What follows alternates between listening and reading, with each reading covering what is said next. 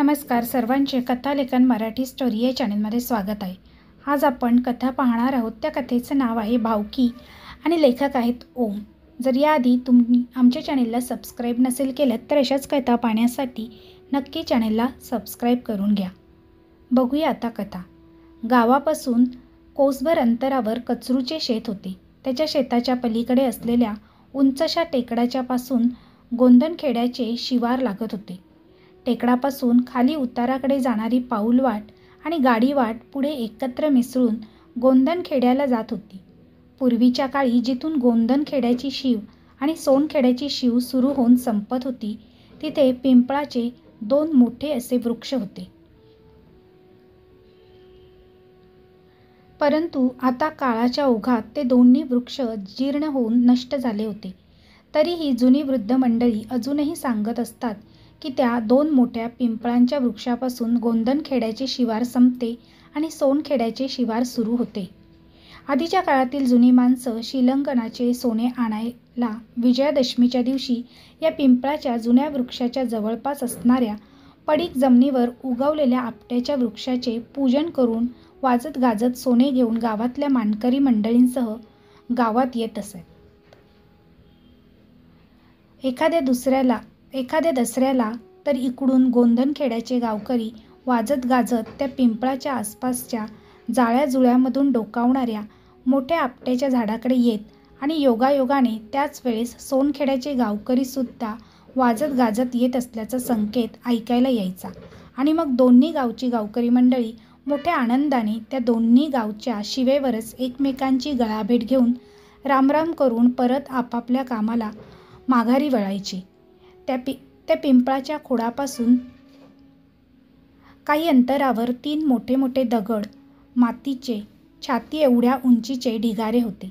या ढिगाऱ्यांना ग्रामीण खेडवळ भाषेमध्ये वरया असे म्हणत असत। या वरया म्हणजेच जुन्या काळी जमिनी मोजल्यानंतर दोन्ही गावामधल्या शिवाराची अंतिम मर्यादा अथवा खुणा मानल्या जात असत। काही खेडेगावाच्या शिवाराची मर्यादा अथवा ओळख म्हणून ओढा, नाला, टेकडी, नदी असेही नैसर्गिक संकेत उपयोगात आणले जात असत। बोडक्यात सांगायचेच म्हणजे तेव्हाच्या माणसांची मने आजच्या माणसांसारखी एकमेकांविषयी कलुषित झालेली नव्हती। म्हणूनच तर कुठल्याही गावात प्रवेश करणारा अनोळखी प्रवासी गावाच्या वेशीतून गावात येताच आपल्या मुखाने रामराम असे शब्द उच्चारून रामराम घालायचा। तेव्हा त्या प्रवाशाने घातलेल्या रामरामचे उत्तर प्रत्युत्तर गावच्या वेशीवर असलेल्या माणसानेही तितक्याच तत्परतेने द्यायची पद्धत होती।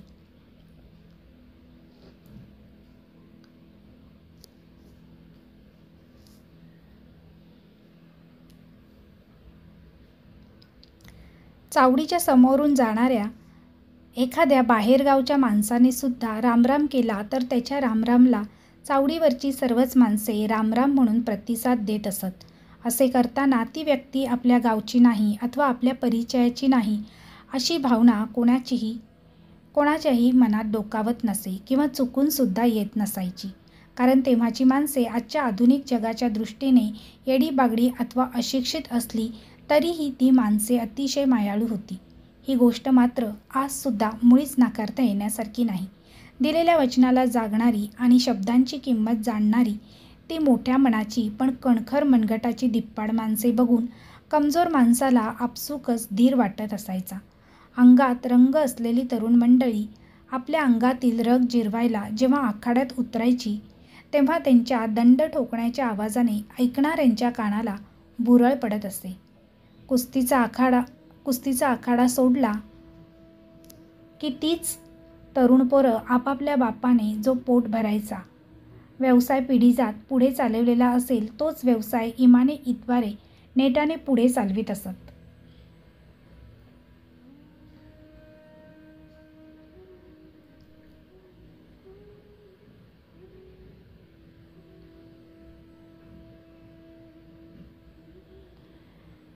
त्यात त्यांना कसलीही लाजही वाटत नसायची आणि कमीपणाही वाटत नसे। मर्यादित गरजा असल्यामुळे पोटा पाण्यासाठी आजच्यासारखी धावाधाव करण्याची गरजही वाटत नसायची। कारण गावातील गरज गावातच भागवली जात होती। काळ्या आईची सेवा करणारा बळीराजा कोणालाही उपाशीपोटी झोपू देत नव्हता।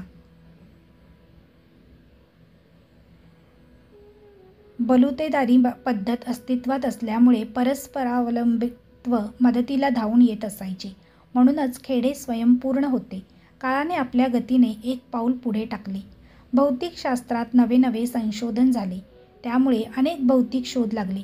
मानवाला सुख देणारी संसाधने निर्माण व्हायला लागली.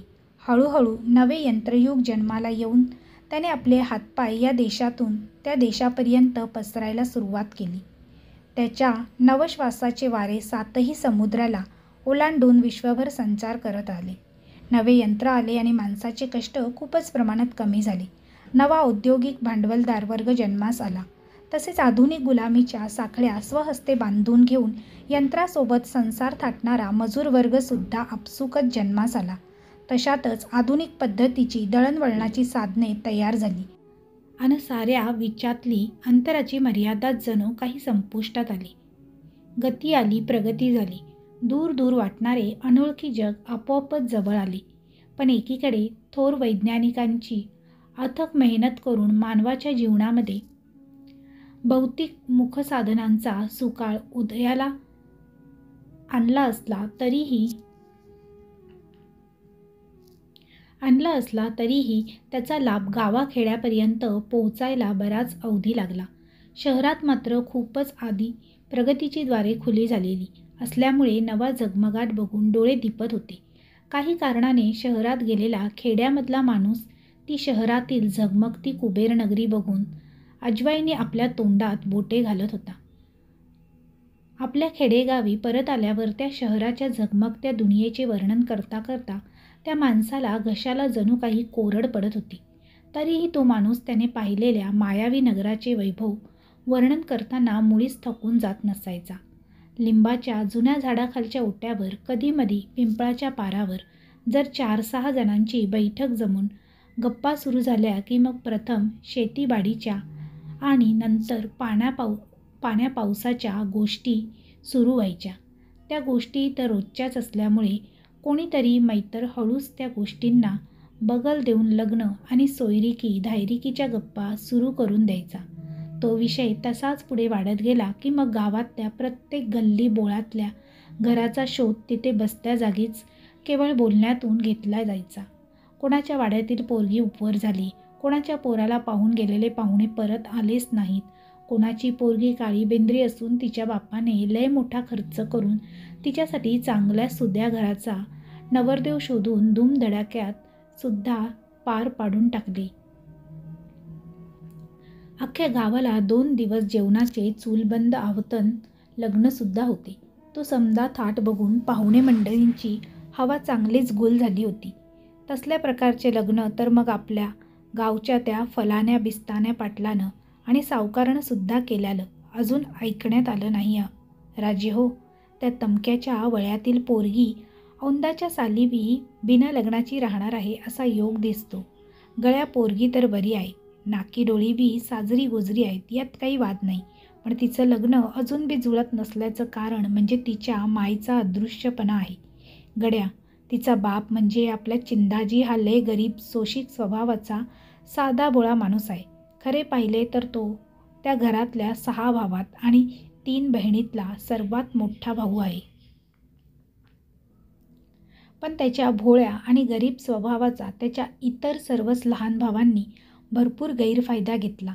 चिंधाला फक्त एका वेळेला न्याहारी आणि 2 वेळेचे जेवण देऊन खंडीवर गाय म्हशींच्या राखणदारीचे आणि रोग पाण्याचे काम करायला लावले आणि बाकीचे 5 जण भाऊ शेतीभातीची कामे करून पैसा अडक्याचा व्यवहार पाहू लागले.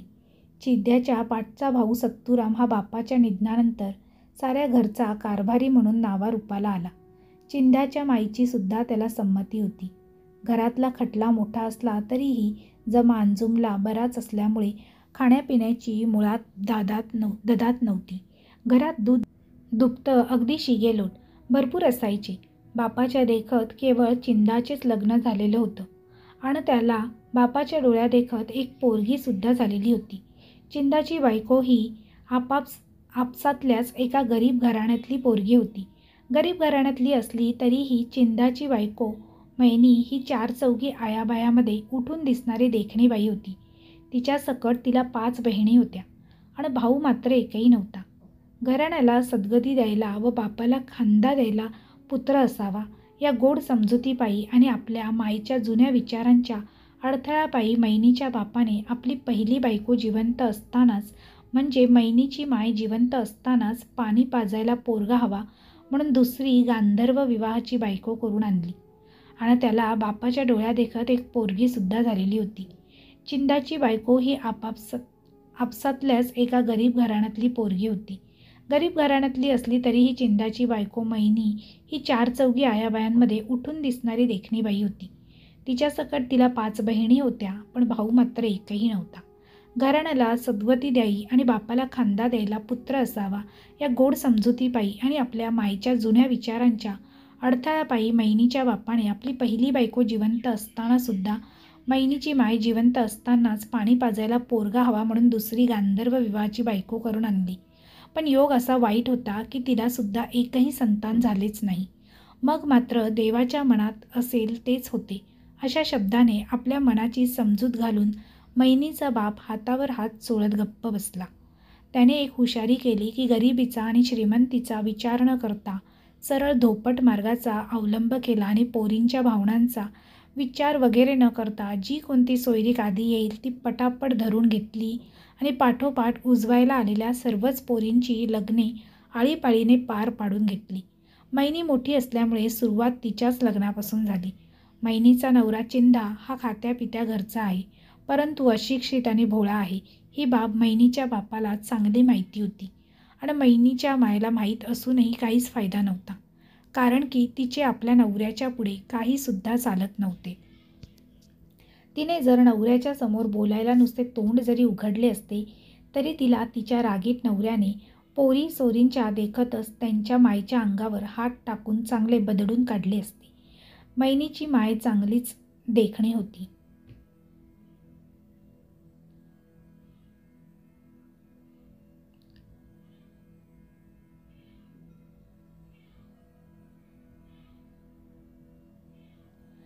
चार 5 पोरींची माय असूनही तिचे तारुण्य अजूनही ओसरले नसल्याचे लगेच दिसून येत होते. मैनी आणि तिच्या बहिणीसुद्धा आपल्या मायप्रमाणे चांगल्याच सुंदर होत्या.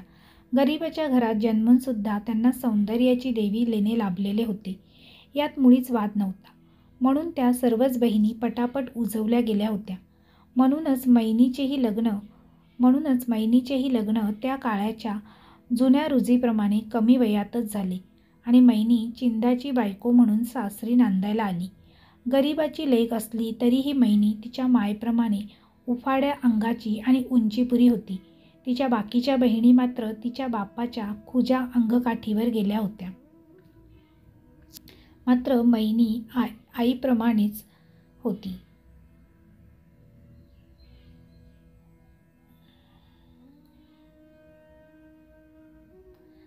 तरीही सर्वच बहिणी 4 चौघींमध्ये उठून दिसतील एवढ्या सुंदर मात्र निश्चितच होत्या. मैनी नवा संसार करता करता सासरी एवढी रमून गेली होती की तिला सणवारालाच आपल्या माहेरची आठवण आली तर आली, नाहीतर ती इथं सासरीच रमायची. सकाळ संध्याकाळी ते रात्री धरणीला पाठ लागेपर्यंत ती राबायची आणि दळण पहाट पटकन कधी होईल याची धास्ती मनामध्ये घेऊन कोंबडा बांग द्यायच्या आधी उठायच्या तयारीने गोधडीवर पडून डोळे मिटायची आणि अर्धवट झोप लागली की मग गोधडीत अंगाला अंग लागून ऊब वाटली की आपल्या शेजारी नवरा येऊन झोपला आहे असे समजून घ्यायचे. तिचा नवरा चिंदा हा गुरे ढोळे नीटनेटके खुंट्याला बांधून झाले की मग गाई आणि म्हशीची धार काढून झाल्यावर दुधाची चरवी गुंडी आणि लहान बादली घरी आणून ठेवायचा. गोठ्याचा झोपाटा लावून घेऊन पुन्हा एकदा उघडून पाहून एखादे वासरू अथवा म्हशीचे पारडू खुंट्याला बांधायचे विसरून तर गेले नाही ना बापा याची पूर्ण खात्री करून घ्यायचा आणि मग पुन्हा झोपाटा चांगला बंद करून घेऊन घराकडे यायला निघायचा. चिंदाने झोपाटा बंद करून तो घरी यायला निघाला की त्याची ती वाट पाहत बाहेर बसलेले त्याचे काळ्या बांड्या रंगाचे तगडे कुत्रे आळस देऊन सरळ होत आपल्या मालकाच्या मागे मागे घरी यायला निघायचे. तोपर्यंत घरी आणि गावात दिवाबत्तीची वेळ होऊन दिवे लागलेले असायचे. घरी येऊन अंगणातल्या मोठ्या दगडावर वाकून पायावर पाणी घेऊन झाले की तोंड पुसत पुसत चिंदा घरात येण्याऐवजी माघारी वळून तसाच धोतराचा घोळ खोचलेल्या अवतारातच मारुतीचे दर्शन घ्यायला देवळाकडे निघायचा. तेव्हा त्याचे कुत्रेही त्याच्या मागेच चालू असायचे. जणू काही आपल्या मालकाप्रमाणे त्या इमानी कुत्र्याचाही तसा रोजचाच नियम होता. मारुतीचे दर्शन घेऊन घरी येईपर्यंत चिंदाच्या आधी त्याच्या 2-3 भावांचे जेवण उरकून जात असायचे. चिंदाची बायको घरातली मोठी सून असली तरीही घरात सासूपुढे एकाही सुनेचे काहीच चालत नव्हते. सासू म्हणेल तीच पूर्व दिशा असं असे आणि अशाच घरातल्या रिवाजानुसार त्यांच्याही घरी तोच नियम मोठ्या कसोशीने पाळला जात होता.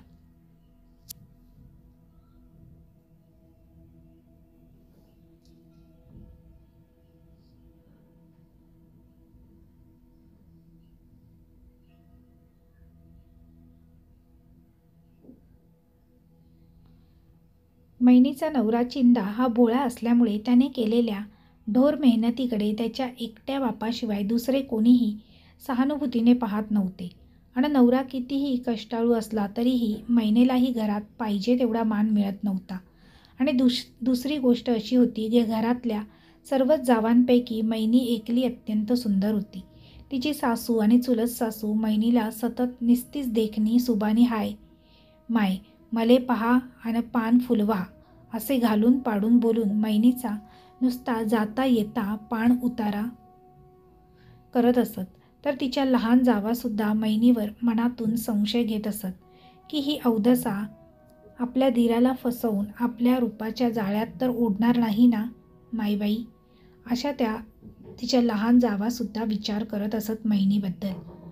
परंतु या सर्वांच्या नजरेचा मारा आणि बोलण्याचे वाग्बान सहन करून मैनी मात्र आपले रोजचे काम इमाने इतबारे करून सासरी नांदत होती. तिची अपेक्षा अत्यंत कमी होती. केवळ पोटाला पोटभर अन्न द्या आणि अंगाला अंगभर वस्त्र द्या, बस एवढेच तिला पाहिजे होते. कारण बापाच्या घरच्या गरिबीची तिला जाणीव होती. तशातच ती आपल्या मायबापाची मोठी लेक होती. म्हणून तीच जर सासरी नीट नांदली नाही तर टवाळक्या करणारे चहाटळ सोयरे धायरे तिच्या बापाला आणि लहान बहिणींना सुद्धा नावे ठेवतील. नको नको ते टोमणे मारून त्यांचे जगणे अवघड करून सोडतील. म्हणून आपण आहे त्या परिस्थितीशी जुळवून घेऊन इथेच आनंद मानला पाहिजे ही बाब मैनीला चांगली कळत होती. म्हणून ती आहे त्यातच आनंद मानून राहत होती आणि आपल्या मायबापाचे नाव करत होती. तसे पाहिले तर सोशिकता आणि समंजसपणा हा गुण म्हणा की शक्ती म्हणा, तो निसर्गाने जन्मताच स्त्री जातीमध्ये पुरुष जातीपेक्षा अधिक प्रमाणात प्रेरित केलेला आहे. म्हणूनच जगाचे सामाजिक शक्यतेचे निसर्गचक्र व कौटुंबिक प्रवाह ठीकठाक असल्यासारखा दिसतो आहे. ज्या घरी स्त्रीने कंटाळून कुटुंब संस्थेतला आपला सहभाग कमी केलेला आहे त्या कुटुंबाच्या नैतिक भिंतींना तडे जाऊन त्या कुटुंबांच्या इमारती उद्ध्वस्त झाल्या आहेत असे चित्र आपल्याला बघावयास मिळत असतं. कुटुंबाला एकत्र प्रेमाच्या धाग्याने बांधून ठेवायचे की आपसामध्येच दुहेची विषारी बीज पेरून त्या सर्वच माणसांना भूताखेतासारखे रानोमाळ भटकायला लावायचे ही बाब सर्वस्वी स्त्रियांच्या कुटुंबातील वर्तणुकीवर अवलंबून असते. स्त्रीच्या मनात असले तर ती स्मशानातही नंदनवन निर्माण करू शकते आणि तिचा जर मनात नसले तर ती स्त्री जिला जागत्या नांदत्या गोकुळासारख्या घराचेही स्मशानात रूपांतर ती करू शकते.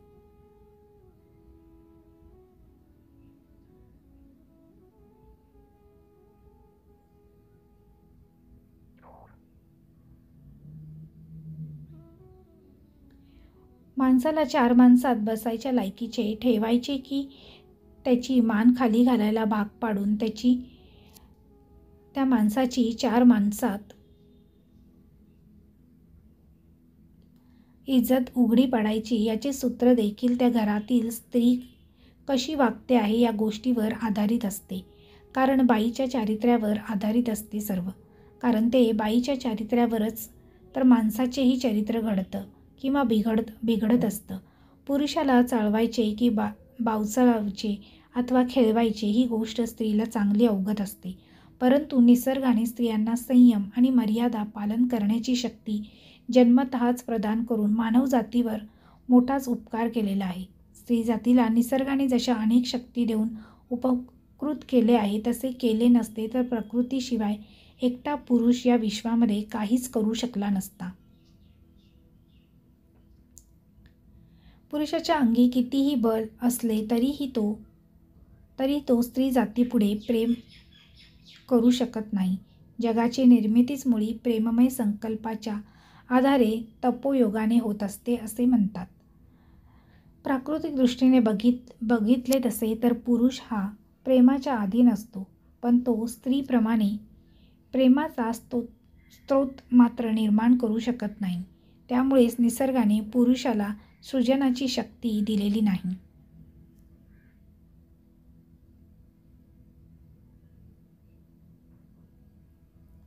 निसर्गाने स्त्री जातीला जाणून बुजून अगदी सहेतुक सृजन शक्तीचे वरदान देऊन जगावरती महान उपकार केलेला आहे. एवढेच नाही तर नारी जातीला सौंदर्याची देणगी देऊन प्रकृती आणि पुरुष यांच्यामध्ये प्राकृतिक आकर्षण निर्माण करून सृजनाचे सृष्टीचक्र अव्याहतपणे चालू राहावे याची देखील सोय करून ठेवलेली आहे. निसर्गाने जर तसे केले नसते तर त्याच्या सृष्टीचक्राची गती कुंडल्यागत झाली असती.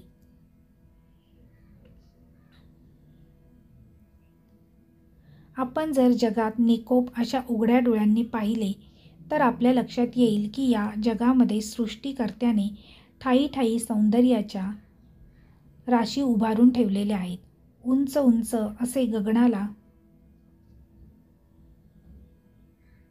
चुंबायची स्पर्धा करायला आसुसलेले पर्वतांचे निळे निळे शिखर असोत की धुक्याची चादर पांघरून घेऊन गूढ पण रम्य आकर्षण निर्माण करून मनात गूढता साठविणाऱ्या दऱ्याखोऱ्या असोत, अथवा डोंगर कपारीतून खळखळ करत पाझरून कड्यावरून खाली अवखळपणे उड्या घेणारे आरशाप्रमाणे स्वच्छ दिसणारे निर्झर असोत, किंवा हिरवाईने नटलेले टेकडे असोत.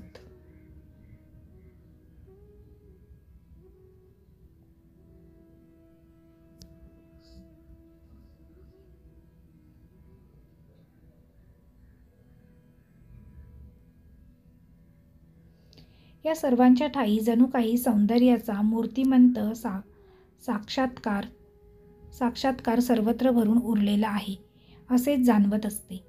डोंगरावर उभे राहून जर आपण खाली पसरलेल्या सपाट आणि विस्तीर्ण गवताच्या कुरणाकडे नजर टाकली तर वाऱ्याच्या तालावर नाचत लाचत लोळणाऱ्या गवताच्या लाटा बघून असा काही अवर्णनीय आनंद उचंबळून येऊन आपल्यालाही त्या गवताच्या हिरव्यागार कुरणात जाऊन लोळण्याचा मोह झाल्याशिवाय राहतच नाही. तसेच अनेकदा अनेक संस्कृतीच्या उदयाची साक्ष देणाऱ्या लोकमाता अर्थात संतपणे वाहत असलेल्या नद्या बघून ज्याला प्रेमाचे भरते आले नाही अशा व्यक्ती कदाचितच शोधून सापडणे सुद्धा अवघड होईल.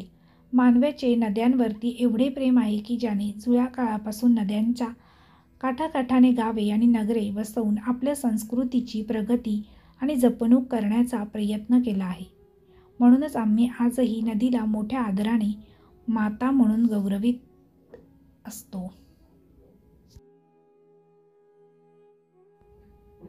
परंतु आजच्या मानवाला सौंदर्याचा जणू काही वीट आला आहे. म्हणून त्याने प्रगतीच्या नावाखाली निसर्गाची भयंकर हानी करून आपल्या भयंकर कृतीने प्रकृतीचा समतोलच बिघडवून टाकला आहे आणि निसर्गाची संगत सुटत चालली आहे. त्यामुळे मानव आज प्रेमाचाच अर्थ विस्मृतीमध्ये न्यायला प्रवृत्त झाल्याचे दिसून येत आहे. प्रगतीच्या नावाखाली मानव नकळत अधोगतीकडे तीव्र गतीने वाहत चालला आहे. प्रेमाचा बहर ओझरत जाऊन केवळ शारीरिक भूक आणि वासना यांच्या चक्रात अडकवून मानवाची सारासार विवेकबुद्धीच नष्ट होऊ पाहत आहे. स्त्री जातीला निसर्गाने बहाल केलेले तिचे सौंदर्य तिच्या जीवाचा काळ ठरू पाहत आहे. लिंगपिसाट माणसे नात्यागोत्याचा आणि लहान मोठ्याचा विचार न करता कोवळ्या कळ्यांना आणि उमलत्या फुलांना कुस्करून त्यांचा जावसुद्धा घ्यायला धजावत आहेत. माणसाच्या माणुसकीची आणि नीतिमत्तेची पार वाट लागायची वेळ येऊन ठेपली आहे. कोणाला कायद्याचा धाक वाटत नाही तर कोणाला पैशाच्या बळावर हवे ते सर्व पाहिजे आहे.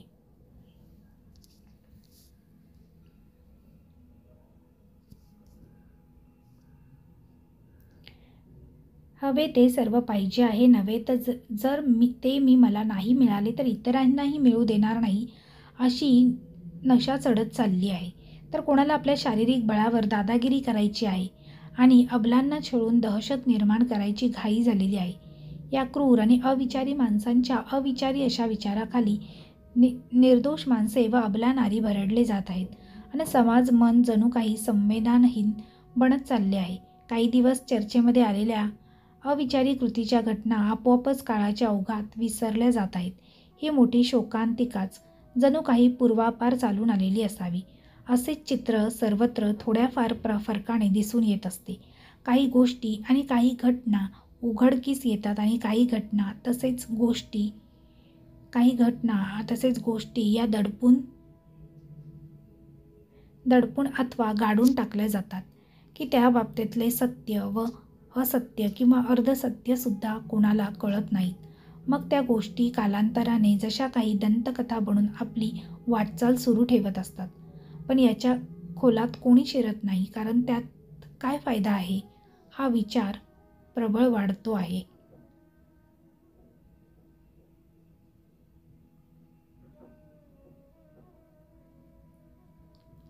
एके दिवशी 3 वर्षाच्या पोरीला घरी सासूजवळ टाकून मैनी शेतात कामाला गेली.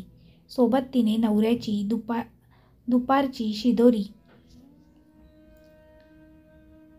शिदोरी सुद्धा नेली होती. हिवाळ्याचे दिवस होते. सारे शिवार हिरवेगार होऊन गाऱ्यावर झुलत होते. लाल मिरच्यांचा 1-2दा तोडा होऊन गेलेला होता. मिरच्यांच्या शेतात लाल आणि फिकट पिवळ्या रंगाचे राजगिऱ्याचे तुरे मस्त खुलून दिसत होते. साळीच्या शेतामधून आगळा वेगळा सुगंध वाऱ्यासोबत आसपास असणाऱ्या शेतामधून दरवळत होता. नदी काळेशार पाणी पोटात घेऊन शांतपणे वाहत होती, तर ओढे आणि झरे खळाळत आणि झुळझुळत गाणी गात वातावरणात नैसर्गिक संगीताचे सूर छेडून आनंद व्यक्त करत होते. उंच उंच वाढणाऱ्या निळवा ज्वारीचे पीक अजून काही दिवसांनी हुरड्यात येणार होते. मका आणि बाजरीचे पीक तसेच मुगाचे पीक सुद्धा निघून गेले होते. भुईमुगाचे पीक तयार होत आले होते. तुरीच्या शेंगा चांगल्याच निब्बर व्हायला लागल्या होत्या. दिवाळ चवळीच्या लांब लांब शेंगा खायला जणू काही हातांनी खुणावून निमंत्रण देत होती. बोरीच्या झाडाला आलेली बोरे पिकून खाली टपकत होती. ती बोरे खायला पोरापोरींची झुंबड उडत होती. रात्री थंडीमुळे गवतावर पडलेले दव चांगले न्याहारीची वेळ होईपर्यंत सुद्धा येणाऱ्या जाणाऱ्या माणसांचे कपडे कमरेपर्यंत ओले करत होते. थोड्याशाच दिवसांचा अवकाश होता. त्यानंतर सुगीचा हंगाम आणि गवताची कापणी सुरूच होणार होती. उभ्या पिकाकडे पाहून शेतकरी वर्ग आपल्या मनात देण्याघेण्याचा हिशोब जुळवीत सुखाचे क्षण अनुभवित होता. यंदा पावसाचे प्रमाण चांगले असल्यामुळे थंडीचेही प्रमाण बऱ्यापैकी वाढले होते.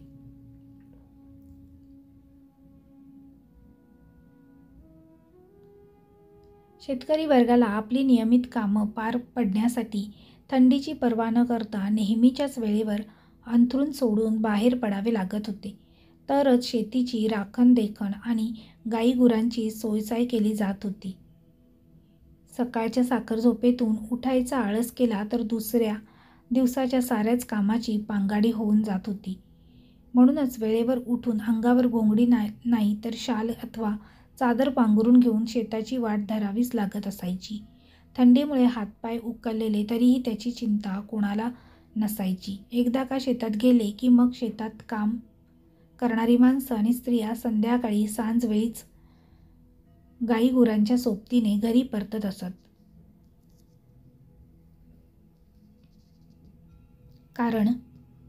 कारण घरी आल्यावर आयाबायांना लगेच चुली पुढे धरावे लागत होते.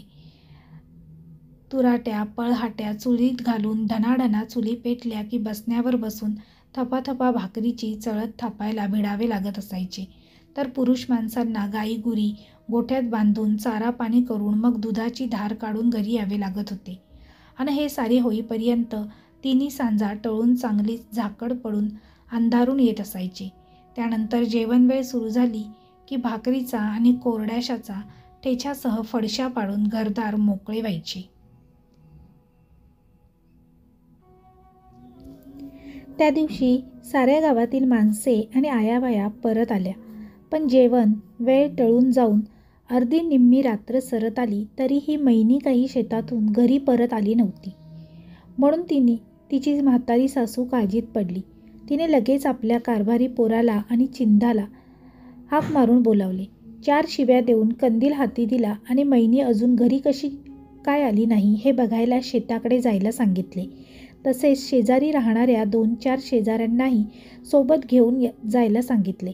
एवढेच नाही तर ती स्वतः लंगडत लंगडत जाऊन 4 शेजाऱ्यांच्या घराच्या कड्या वाजवून त्या शेजाऱ्यांना भर झोपेतून जागे केले आणि आपल्या पोरांच्या सोबत शेताकडे जायची विनंती केली. खेड्यातील माणसे अशीही मनमिळाऊ आणि एकमेकांच्या कामी पडणारी असतातच.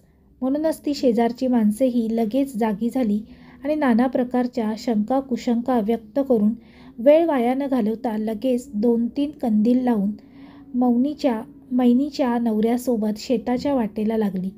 गावातून बाहेर पडल्यावर पांदीची वाट लागली. सर्वजण मैनीला शोधण्यासाठी शेताकडे गेले. थंडी मी म्हणत होती. रात्रीचा गारवारा अंगाला झोंबत होता. उभ्या पिकातून रातकिडे किर आवाज करून गूढपणा वाढवीत रात्रीला गंभीरपणाचा मुकुट चढवीत होते. सळसळत्या पिकाची पाने दचकायला भाग पाहत होती. अधूनमधून रानमांजराचे चमकणारे डोळे उरात धडकी भरायला सरसावत होते.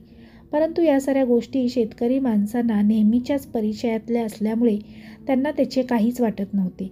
आणि तसेही आता ते 6-7 जण शेतकरी तरुण हाती कंदील घेऊन वाटचाल करत होते. कोणाच्या हाती काठ्यासुद्धा होत्या. तरीही जाळ्याजुळ्यातून खसखस वाजल्याचा आवाज कानावर पडला की लगेच कोणीतरी दचकून आपले पाऊल उचलून पुढे टाकताना शक्य तेवढी सावधता बाळगण्याची काळजी घेतच होते. चिंदा सर्वात पुढे चालत होता. तो भोळा असला तरीही त्याच्याही मनात नाही ते वाईट विचार येत होते. शेजारच्या शेताचा बांध ओलांडून चिंदाने शेतात पाऊल टाकले आणि त्याच्या अंगावर काटा आला. तेवढ्यातच चिंदाच्या भावाने वैनी म्हणून 4-6 वेळा जोरात हाक मारल्या, पण त्याच्या हाकेला कोणीच दिली नाही. उभ्या पिकातून प्रतिध्वनीसुद्धा आला नाही. त्यानंतर चिंदानेही मैने म्हणत आर्तपणे 5-6 हाका मारल्या, पण त्याच्या हाकेला सुद्धा असा प्रतिसाद मिळाला नाही. म्हणून चिंदाच्या पोटात भीतीमुळे खड्डा पडला. तरीही हिम्मत करून सर्वांनीच कंदिलाच्या उजेडात जेवढे शोधता येईल तेवढे शोधले, पण आणि काहीच शोध लागला नाही. म्हणून पहाटे सर्वजण गावात परत आले. सकाळी पानवट्यावरून साऱ्या गावभर वार्ता पसरली की चिंदाची बायको मैनी घरी आली नाही शेतातून. त्यामुळे साऱ्या गावभर नाना चर्चा आणि अंदाज व्यक्त व्हायला लागले. कोणी म्हणत होते की मैनीने जीव दिला असेल, कोणी म्हणत होते की चिंदाची बायको पळून गेली असेल, तर कोणी म्हणाले की मैनीला एखाद्या जंगली जनावराने खाल्ले असेल.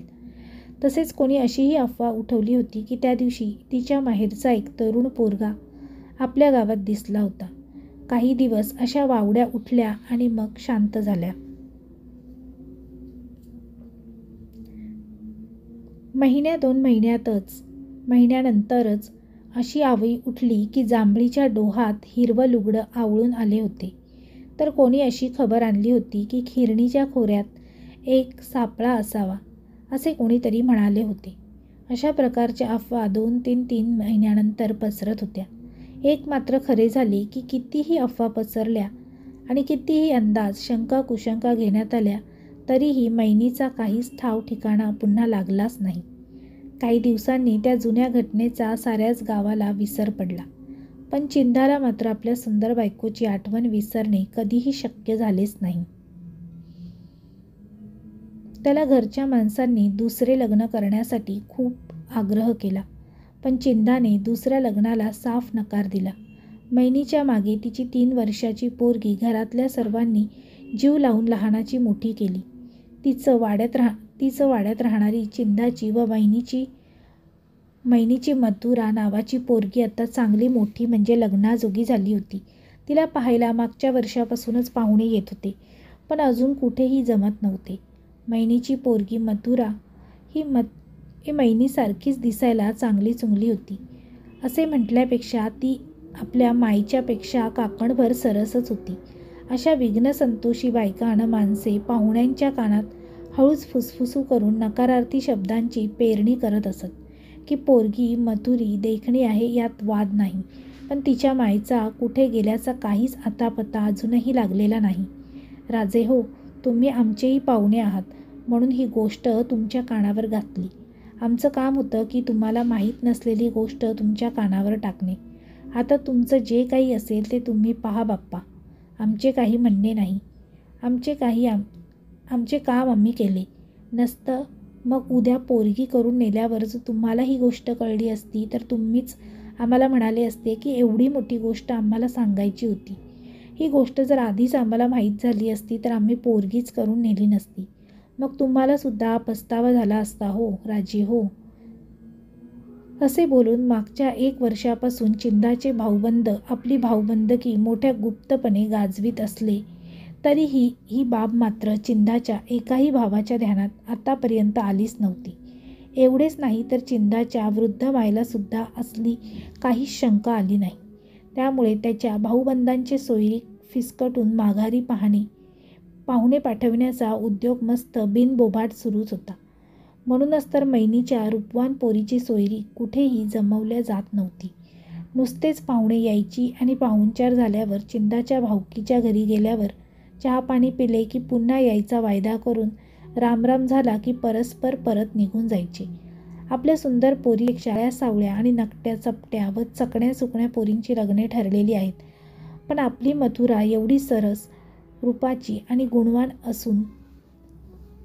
गुणवान असूनही तिची सोयरीक अजून काही जुळत नाही. याचा विचार करून भोळा भाबडा चिंदा देखील खंगून चालला होता. तर मथुरेची आजीसुद्धा बरीच थकून गेल्याचे दिसत होते. पण तिच्या चुलत्यांना मात्र आजकाल एकच चिंता भेडसावत होती की जर या चिंदाच्या पोरीचेच लग्न झाले नाही तर मग आमच्याही पोरीच्या लग्नकार्याला निश्चितच आडकाठा आल्याशिवाय राहणार नाही. मैनावहिनी तर बेपत्ता झालेलीच आहे आणि आता आम्हालासुद्धा बेपत्ता व्हायची वेळ येते की काय असे वाटायला लागले आहे. एकदाची ही पोर लग्न होऊन नांदायला गेली असती तर आमच्याही पोरींच्या लग्नाच्या मार्गातील उटी निघून गेली असती आणि गाडी रुळावर आली असती, असे ते लोक विचार करत होते. पण या कार्टीमुळे सर्वच मुसळ केरात गेल्यात जमा झाले आहे असा विचार करून तिचे चुलते आणि चुलत्यासुद्धा आताशी मथुरेकडे विखारी नजरेने बघत होत्या. त्यांची ती नजर मथुरालाही कळत होती, पण ती बिचारी त्यावर काहीच प्रतिक्रिया व्यक्त न करता तिच्या मनाचा होणारा कोंडमारा सहन करत होती. कारण अनेक हिंदूंच्या कुटुंबात तरण्या टाठ्या मुलीकडे बघण्याचा दृष्टिकोन असाच कलुषित होता आणि आजही तो आहे. पण अखेरीस याचा जो व्हायचा तोच दुष्परिणाम झाला. भाऊबंदांची थोर भाऊबंदकी शेवटास गेली. पाहुण्यांची आणि सोयऱ्यांची ये-जा आपोआपच थांबल्यागत झाली. कारण की एके दिवशी शेताकडे गेलेली तरुण पोरगी मथुरा घरी परत आलीच नाही. 4-5 दिवसानंतर कोणातरी वाटसरूने गोंधन खेड्यातून सोनखेड्यात खबर आणली की जांभळीच्या खोऱ्यात कोणातरी स्त्रीच्या अंगावरचे लुगडे फाटलेल्या स्थितीत आढळले होते. पण जंगली जनावरांच्या धास्तीमुळे कोणी तिकडे गेलेच नाही. हे कानावर पडल्यावर चिंदाची भावकी मात्र जोरात गळा काढून रडत होती, पण अश्रूचा मात्र कुठेच पत्ताच नव्हता. समाप्त.